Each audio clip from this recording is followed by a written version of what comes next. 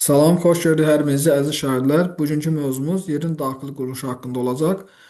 Deməli, biz bilirik ki, yerin daxili quruluşunu öyrənən elm sahəsi geologiya elmidir və yerin daxilinə doğru getdikcə temperatur artır. Bunun səbəbi isə daxildə yerləşən qaynar bir təbəqə olan nüvədir ki, burada olan temperatur Günəşin səthində olan temperatura bərabərdir, yəni 6000 dərəcə Selsiyə bərabərdir. Nüvə əsasən dəmir, nikkel və həmçinin radioaktiv elementlərdən uran, torium və radiumdan ibarətdir ki, burada həmin bu radioaktiv elementlər uran, radium, torium həmin nüvəni qaynar bir təbəqəyə çevirir. Ki, burada dəmir və nikkel əldə edərək qaynar bir təbəqəyə çevirir və nüvə yerin mərkəzində yerləşir. Nüvədə temperatur 6000 dərəcə Selsidir. Nüvə iki hissəyə bölünür, daxili və xarici nüvə. Nüvəni örtən səth isə mantia adlanacaq. Mantia sözünün mənası manto sözündən götürülüb örtük deməkdir və əsasən mantia silisium və maqneziumdan ibarətdir. Silisium, maqnezium və alüminium birləşmələrindən ibarət olacaq ki, nüvədən bir qədər istidir. Yəni burada da temperatur istidir, lakin nüvəyə nisbətən temperatur azdır. Yəni 1000 dərəcə ilə 2000 dərəcə Selsi arasında dəyişəcək. Və dərinliyi isə mantia isə təxminən 1000 ilə 2009 kilometr dərinlikdə yerləşir. Nüvə isə 6371 kilometr dərinlikdə yerləşəcək. Yəni ki, 3000 kilometr dərinlikdə yerləşən bir təbəqədir. Və mantianın üzərində isə nazik yer qabığı yerləşir. Ə, Mantia, onu qeyd etmək istəyirəm ki, mantia iki qatdan ibarət. Alt və üst mantia olmaqla iki yerə bölünür və mantianın üzərində isə nazik yer qabığı yerləşir. Yer qabığı da iki tipə bölünür. Materik tipli yer qabığı, buna deyirik kontinent tipli yer qabığı və okean tipli yer qabığı olmaqla iki tipə bölünmüş olacaq. Digər bir sxemdə biz bu şəkildə artıq nüvə, deməli daxil nüvə, xarici nüvə, mantia və yer qabığını görmüş oluruq. Burada geyzer, vulkan püskürməsi və vulkan püskürməsi nəticəsində şəkildə də gördüyünüz kimi lavanın axdığını görürük. Burada yer qabığının enkəsini görürük. Daxil nüvə, xarici nüvə, alt mantia, üst mantia və yer qabığı olmaqla bölünür. Daha sonra nüvədə temperatur göstərilib, yer qabığı. Yer qabığı nazikdir, üstdə yerləşir və materik tipli və okean tipli olmaqla iki qata bölünürdü. Materik tipli yer qabığı bir qədər qalın idi. Okean tipli yer qabığı isə nazik hesab olunurdu. 1000 kilometrə qədər biz, yəni 70 kilometrdən başlayın 1000 kilometrə qədər üst mantiyadır və 1000 kilometrdən 1900 kilometrə qədər olan məsafədə isə alt mantiya yerləşəcək. Mantiyada temperatur təxminən 2000 dərəcə Selsi kimi qeyd olunur və burada da qeyd olunur. Yer qabının orta qalınlığı isə 30-40 kilometrdir. Materik tipli yer qabığında bu daha qalındır. Təxminən 90 kilometrə qədər çıxır ki, dağlıq ərazilərdə bu mövcuddur. Daha sonra isə okean tipli yer qabında isə 5-10 kilometr arasında dəyişir. Yəni yer qabının qalınlığından söhbət gedir. Və burada ən qalın hissələr orta okean dağ hissələrinin olduğu ərazilərdir. Ən nazik hissələr isə okeanın çökək hissələri hesab olunacaqdır. Digər bir şəklimizdə isə bu şəkildə biz yer kürəsində mövcud olan ilk quru parçası Pangeya, daha sonra onun iki hissəyə parçalanması, Lavrasiya və Gondwana qurlarına parçalanması və müasir materiklərə əmələ gətirilməsini görürük bu şəkildə. Digər şəklimizdə isə vulkan enkəsidir. Burada vulkan haqqında məlumat verilibdir. Burada magma ocağı və vulkanın yer səthinə çıxdığı boğaz ki, buna biz deyirik vulkanın boğazı, krater, vulkanın belə deyək, lavanın çıxaraq əmələ gətirdiyi çökəkliyə krater adını veririk və magma yer səthinə çıxaraq soyuyur və onun tərkibində olan müxtəlif qazlar və su buxarı da artıq bir növ belə deyək, uçduqdan sonra, yəni buxarlandıqdan sonra qaynar bir təbəqə yaranır, yəni axan bir maye yaranır ki, biz buna lava deyirik. Digər şəklimizdə isə alt mantia, onun üzərində yerləşən üst mantia və yer qabığını görmüş oluruq. Növbəti slaytımızda isə yer kürəsində olan, yəni yerin üst hissəsi olan yer qabığının ə, alt mantia üzərində, daha doğrusu üst mantia üzərində hərəkətini əks etdirən bir sxemdir ki, burada bizim yer kürəmizdə müxtəlif mantia müxtəlif çatlar vasitəsilə yer səthinə çıxır və litosfer tavalarını əmələ gətirir. Litosfer nədir? Litosfer yerin daş təbəqəsi hesab olunur. Litos daş, sfer isə təbəqə deməkdir. Üst mantianın üst hissəsi ilə yer qabığı arasında qalan hissə adlanır litosfer. Yəni üst mantianın belə deyək, astronosfer təbəqəsi ilə yer qabığı arasında qalan hissə adlanacaq litosfer. Və litosfer tavaları mütəmmədə hərəkət edir. Və bu hərəkətin təsiri nəticəsində yerdə müxtəlif relyef formaları, orta okean dağ silsilələri və yerdə novlar, dağlar, quruda dağlar, həmçinin okeanın dibində də dağlar və düzənliklər yaranmış olacaq. Bu şəkildə siz yerin daxili quruluşunu görürsünüz. Nüvə, demək daxildə nüvə, dəmir və nikel daha çox sıxlığa malik olduğu üçün bərkdir. Sonra xarici nüvədə dəmir və nikel yüksək temperatura malikdir və ərimiş haldadır. Mantiyanın alt hissəsində təzyiq yüksək olduğu üçün maddələr ərimir. Yəni təzyiq o qədər sıxdır ki, burada artıq maddələr əriməyəcək. İsti olsa belə.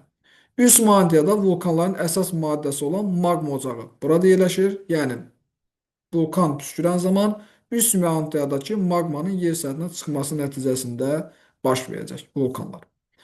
Yer qabığı süxurlardan ibarətdir və kövrəkdir. Yəni bu qatlar içərisində ən kövrəyi isə yer qabığıdır. Bu kövrəkliyin səbəbi də ondan ibarətdir ki, çox nazikdir və həmin bu kövrəkliyə görə də rahat bir şəkildə, yəni mantia rahat şəkildə yer səthində, yer qabığında çatlaqlar yaradaraq yer səthinə çıxa bilir. Vulkan püskürməsi nəticəsində və yaxud da ki, çatlaqlar vasitəsilə. Bu şəkildə isə biz artıq yer kürəsində mövcud olan vahid quru parçası Pangeyanı görürük və həmçinin vahid su hövzəsi olan Pantalaz, yəni ilk okean. Yəni bu şəkildə biz artıq ilk okean və ilk quru sahələrini görmüşük. Pangeya ilk quru sahəsidir, Pantalaz isə ilk okean hesab olunur. Daha sonra, yəni 225 milyon il əvvəl, bu 225 milyon il əvvəl mövcud olmuş nəhəng qitə, super qitə hesab olunurdu. Pan sözünün mənası vahid deməkdir, C isə quru deməkdir. Yəni vahid quru və vahid okeanın 225 milyon il əvvəl mövcud olmasını biz artıq bu şəkildən görürük. Daha sonra 135 milyon il əvvəl isə bu Pangeya iki quru sahəsinə ayrılır. Lavrasiya və Gondwana qurularına. Lavrasiya və Gondwana quruları arasında olan okean isə Tetus okeanı adlanır.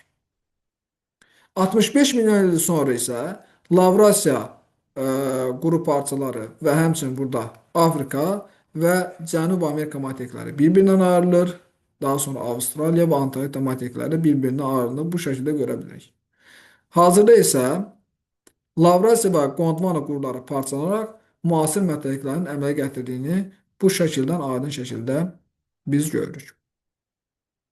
Lavrasiya qurusuna aiddir Şimal Amerika ilə Avrasiya materiki, Gondwana qurusuna isə aiddir Cənubi Amerika, Afrika, Avstraliya, Antarktida materiki və Hindistan və Ərəbistan yarımadalarıdır ki, bunlar əvvəl Afrikanın parçası olub. Yəni Ərəbistan və Hindistan yarımadaları ki, bunlar geoloji keçmişdə Gondwananın tərkib hissəsi olub, Afrikaya bitişik olub, daha sonra isə ayrılaraq Avrasiya materikinə birləşmişdir. Siz burada, əziz şəhərli, siz burada litosfer tavalarını görürsünüz xəritə üzərində. Litosfer tavaları hansılar? Biz bu litosfer tavalarını əzbər şəkildə bilməliyik. Çünki bunlara suallar düşür və bunları fərqləndirməyə bacarmalıyıq ki, həmin testləri rahat bir şəkildə edə bilək. Deməli, uşaqlar, litosfer tavaları deyikdə, burada litosfer tavalarını ilk öncə adlarını çəkməmişdən öncə onu qeyd etmək istəyirəm ki, litosfer tavaları iki tipə bölünür. Materik tipli litosfer tavaları və okean tipli litosfer tavaları. Materik tipli litosfer tavaları daha qalındır.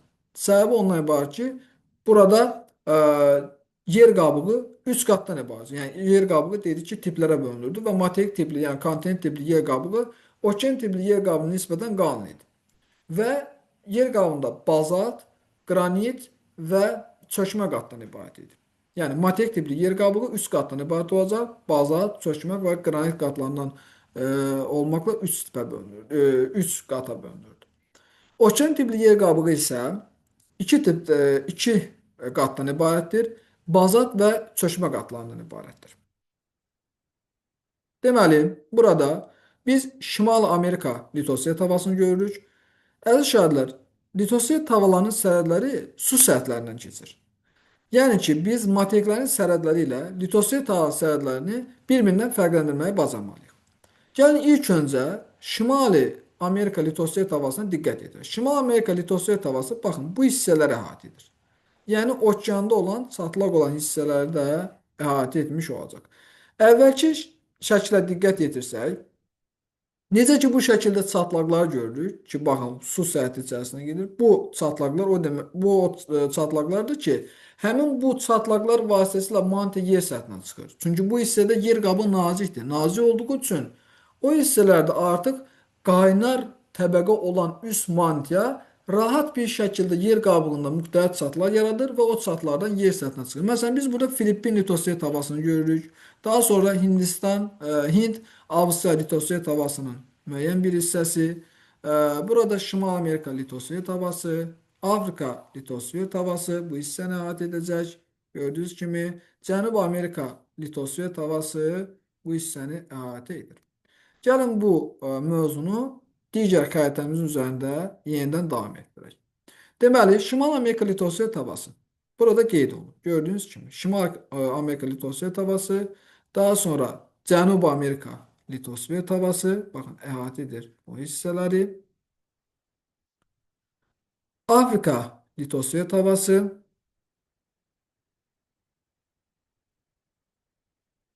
Hind Avustraliya litosfer tavası, sərhəddə bu hissəni əhatə edəcək. Filippin tavası, Antarktika litosfer tavası, gördüyünüz kimi, baxın, buradan başlayır, bu hissələri əhatə etmiş olacaq. Və Sakit Okean litosfer tavası ki, bunlar iri litosfer tavalarıdır. Sakit Okean litosfer tavası, biz buna Sakit Okean odlu həlqəsi də qeyd edəcəyik növbəti slaydımızda. Digər litosfer tavalarından isə kiçik litosfer tavalarından Kokos litosfer tavası, Karib litosfer tavası, Naska litosfer tavası, Naska litosfer tavası, sonra Ərəbistan litosfer tavalarıdır ki, bunlar kiçik litosfer tavaları hesab olunur. Əziz şahidlər, siz bu litosfer tavalarını xəritə üzərində dediyim kimi fərqləndirməyə bacarmalısınız və onların həmçinin hərəkət istiqamətlərini də yadınızda saxlamalısınız. Gəlin baxaq görə bu litosfer tavaları hansı istiqamətdə hərəkət edir və onların hərəkəti nəticəsində hansı relyef formaları yaranır. Deməli, əziz şahidlər, Şimal Amerika litosfer tavası şimal-qərb istiqamətində, Afrika litosfer tavası şimal-şərq istiqamətində, şimal-şərq istiqamətində, Cənubi Amerika litosfer tavası isə qərb istiqamətində hərəkət edir. Şimal Amerika litosfer tavası şimal-qərbə doğru hərəkət edərək burada Sakit Okean litosfer tavası ilə toqquşur. Sakit Okean litosfer tavası da özü şimal-qərbə doğru hərəkət edir. Və şimal-qərbə doğru hərəkət edərək burada Sakit Okean litosfer tavası bir neçə litosfer tavası ilə toqquşur. Misal olaraq, Sakit Okean litosfer tavası toqquşur burada Filippin litosfer tavası, Avrasiya litosfer tavası ilə, Avrasiya litosfer tavası, Hind-Avstraliya litosfer tavası ki, Hind-Avstraliya litosfer tavası bu istiqamətdə, baxın, şimal-şərqə doğru hərəkət edir.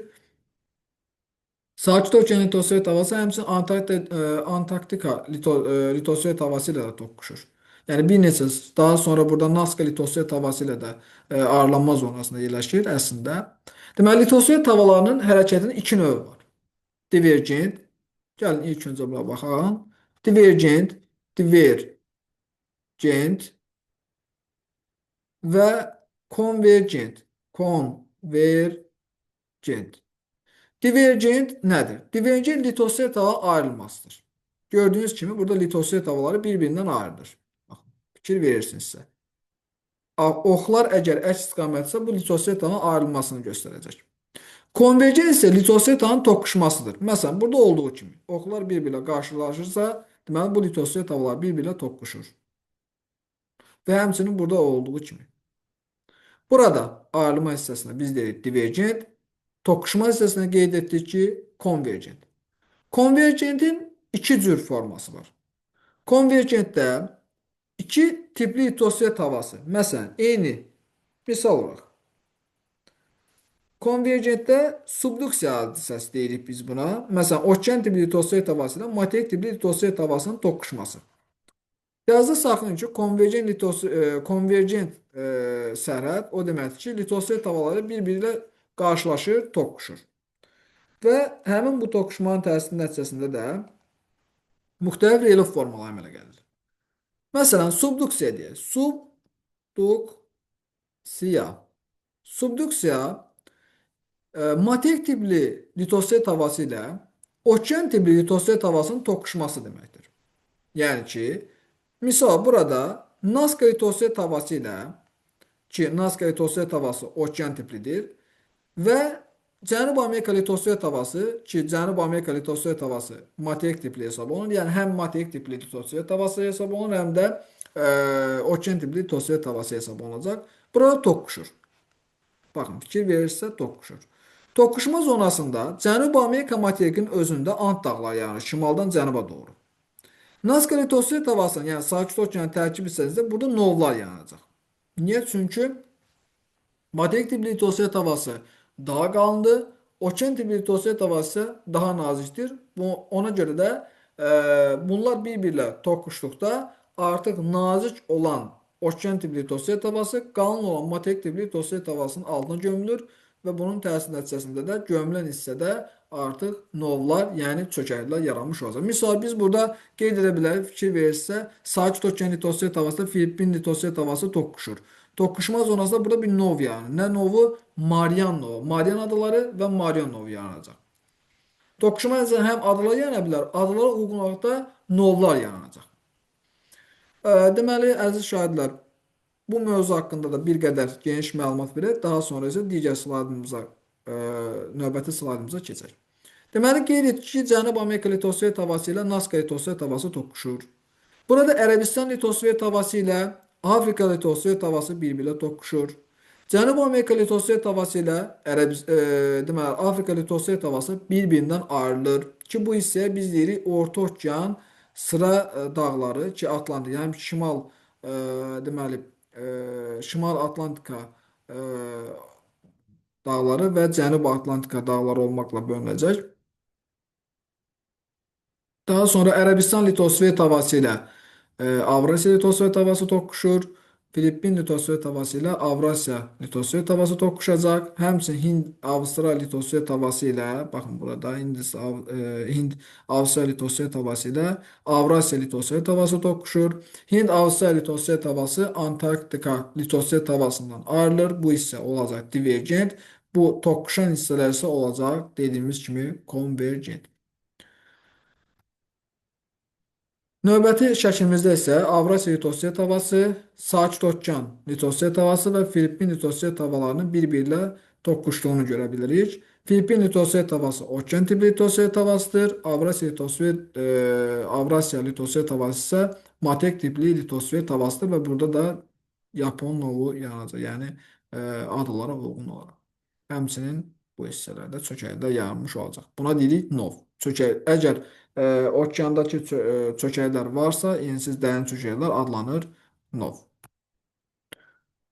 Yenə bu slaydımızda da artıq yer qabının qalınlığı haqqında məlumat verir. Minimum 5 km, maksimum isə 70-90 km arasında dəyişəcək, gördüyünüz kimi. Və 90 km ilə 1000 km arasında mantia, yəni üst mantia yerləşəcək. 1000 km ilə 2900 km arasında alt mantia yerləşir. 2009 kilometrdən 6371 kilometrə qədər, yəni 3000 kilometr ilə 6000 kilometr arasında isə nüvə yerləşmiş olacaq və nüvədə temperatur 6000 dərəcə Selsi qeyd olunur. Bu şəkildə isə biz artıq yer qabığının qatlarını görürük ki, yer qabığı iki tiplə bölünürdü. Biz demişdik yer qabığı iki tipə bölünür. Materik tipli yer qabığı və okean tipli yer qabığı olmaqla. Materik tipli yer qabığı iki qatdan ibarətdir. Bazalt, daha doğrusu üzr istəyirəm, okean tipli yer qabığı iki qatdan ibarətdir, nazikdir. Bazalt və çökmə qatlardan ibarət olacaq.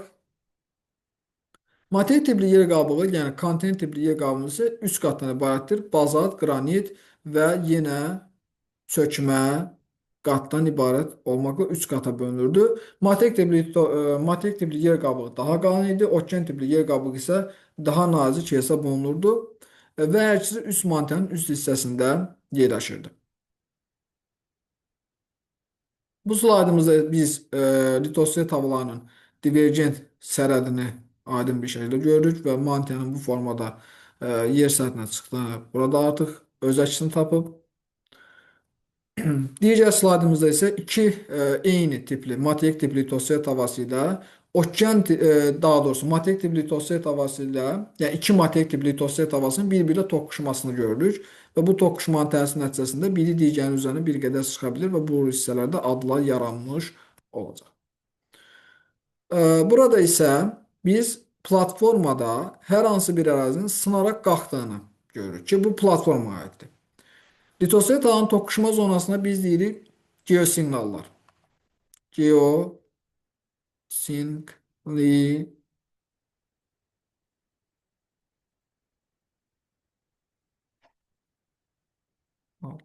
Deməli, geosiqnallar yer səthinin mütəhərrik hissələri. Yəni burada tez-tez zəlzələlər baş verir. Litosfer tağının toqquşma zonası adlanır geosiqnal zonalar. Bir də var platformalar. Platformalar. Formalar. Ki platformalarda yer səthinin sabit əraziləri hesab olunurdu və litosfer tağının mərkəz hissələrinə uyğun gəlirdi. Misal olaraq burada qeyd edə bilərik. Xəritə üzərində baxın. Deməli burada litosfer tağının toqquşma zonasını biz qeyd edirik geosiqnallar ki, litosfer tağının toqquşma zonası ola bilər, ayrılma zonası ola bilər. Bunlar adlanacaq geosiqnal. Litosfer havalarının mərkəz hissəsi isə sabit ərazidir. Yəni burada zəlzələ tez-tez müşahidə olunur. Buna deyirik biz platformalar. Baxın görürsünüz sabit ərazilərdir. Bu ərazilər platformalar. Və platformalarda müəyyən hissələr var ki, burada da qalxma və enmələr mövcuddur. Ki, burada da sınmalar nəticəsində, yəni qırılıb sınmalar nəticəsində yer səthinin qalxması və enməsidir. Baxın bu qalxan hissə adlanır horst. Horst. Enən hissə adlanır isə graben. Baxın graben. Graben. Artıq növbəti şəkildə isə biz görürük ki, yer səthinə bu formada, əyani bir formada, digər şəkillərdə artıq animasiya formasında, sxemlər formasında biz artıq burada görsel şəkildə görə bilirik ki, yer səthində həmin litosfer tabların hərəkəti nəticəsində müxtəlif çatlar yaranır. Baxın, görürsünüz, aydın şəkildə bu görünür. Bariz nümunəsi. Burada isə biz litosfer tavalarının, yəni materik tipli litosfer tavalarının ayrılması, həmçinin okean tipli litosfer tavalı ilə materik tipli litosfer tavalarının bir-biriyle toqquşmasını görürük. Məsələn, fikir verirsinizsə, burada materik tipli litosfer tavası ilə, ki bu materik tipli litosfer tavasıdır, və okean tipli litosfer tavasının toqquşma zonasını aydın bir şəkildə görə bilirik. Materik tipli litosfer tavası, baxın, materik tipli litosfer daha qalındır. Okean tipli litosfer tavası daha nazikdir. Ona görə də bunlar toqquşan zaman, ki buna biz deyirik subduksiya, prosesi. Subduksiya prosesi nəticəsində baxın, materikdə dağlar yaranır. Dağlar, hündür dağlar yaranacaq. Okeanda isə dərin su çökəkliklər və yaxud da toqquşma zonasında adalar da yana bilər. Və bu hissədə dərin su çökəkliklərə biz novlar qeyd edirik. Həmçinin gördüyünüz kimi ayrılma zonasında isə artıq dağlar yaranmış olacaq. Sualtı dağlar. Bu sxemdə isə biz litosfer tavanın divergent sərhədini görürük. Divergent. Yəni ki, litosfer tavanın ayrılması. Litosfer tavanı ayrılan zaman nə baş verir? Litosfer tavanı ayrılan zaman mantia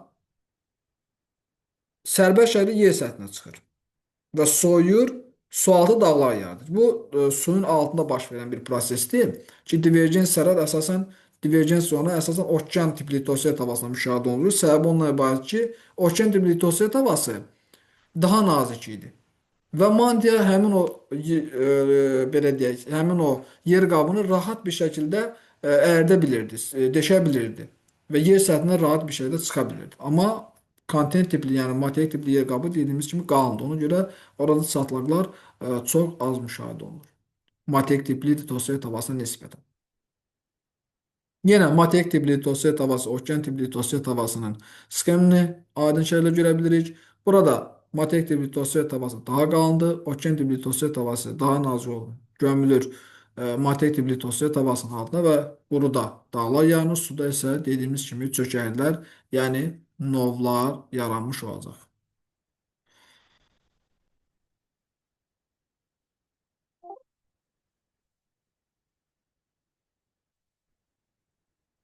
Əziz şahidlər, mövzumuz bu qədər. Ümid edirəm ki, sizin üçün faydalı oldu. Növbəti dərsimizdə görüşənədək. Deməli, əziz şahidlər, onu da qeyd etmək istəyirəm ki, bu mövzular bir qədər təsəvvür xarakterlidir. Yəni, bu mövzunu dərk etmək üçün, öyrənmək üçün təsəvvürümüzdə müxtəlif şəkillərlə, slaydlarla canlandırmalıyıq. Ə, Sizlər də bu mövzuda əlavə olaraq internet üzərindən, YouTube kanalı üzərindən müxtəlif videolara baxaraq oradakı animasiyaları görməklə artıq özünüzü təsəvvür yarada bilərsiniz. İzlədiyiniz üçün təşəkkür edirəm.